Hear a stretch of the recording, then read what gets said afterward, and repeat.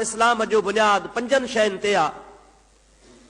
पहिरीं पहिरीं शइ आहे ला इलाहा इल्लल्लाह मुहम्मदुर रसूलुल्लाह।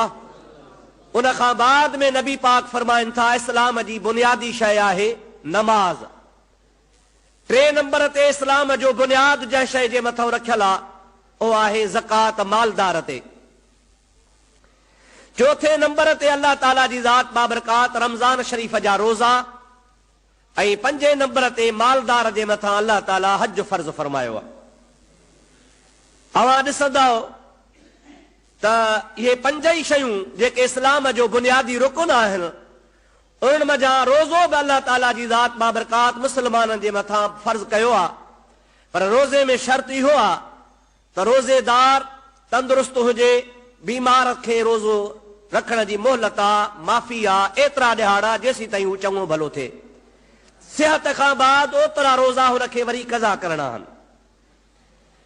पर जेकॾहिं सफ़र में आहे अल्लाह ताला जल जलालु अमन वालू उनखे इख़्तियार ॾिनो आहे त जेकॾहिं सफ़र में तोखे तकलीफ़ थिए थी, सफ़र जेतिरे मुफ़ासिले ते वञी थो, उन दौरान जेकॾहिं तूं रोज़ो कज़ा करीं त उहे वरी बाद में ईद खां पोइ ओतिरा रोज़ा कज़ा कर। वइन तसूमू खैरुल लकुम।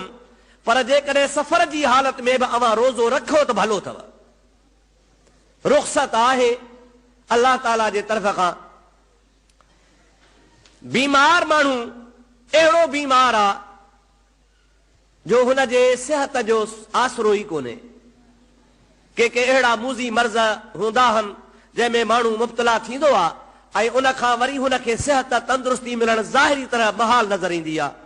या वरी वॾी उमिरि जो आहे, एतिरी वॾी उमिरि जो माण्हू आहे जो हुन में रोज़े रखण जी, जवानी अचण जी, दुबारो सिहत अचण जी तौफ़ीक़ कान्हे। अल्लाह ताला जल जलालु अमन वालू उन जे लाइ हिकिड़ो कानून मुक़ररु फरमायो आहे। रोज़ो इन हालत में बि माफ़ न आहे छो त इस्लाम जो बुनियादी रुकन आहे। दाइमुल मरीज़ या शेख फानी यानी हमेशा हमेशा मर्ज़ में मुब्तला थियण वारो ऐं जेको सॼी ज़िंदगी मर्ज़ में मुब्तला आहे, या ॿिए नंबर में वरी जेको तमामु झूर पोढ़ो आहे, इहे ॿई रोज़ो नथा रखी सघनि त अल्लाह ताला उन्हनि जे मथां वरी फिदियो रखियो आहे त तव्हां रोज़े जो एवज़ो मुआवज़ो पैसनि जे सूरत में, अन्न जे सूरत में, खजीअ जे सूरत में, नक़द जे सूरत में अवां मिस्कीन ग़रीबनि खे ओतिरो ॾियो जेतिरो फितरानो ॾिनो वेंदो आहे।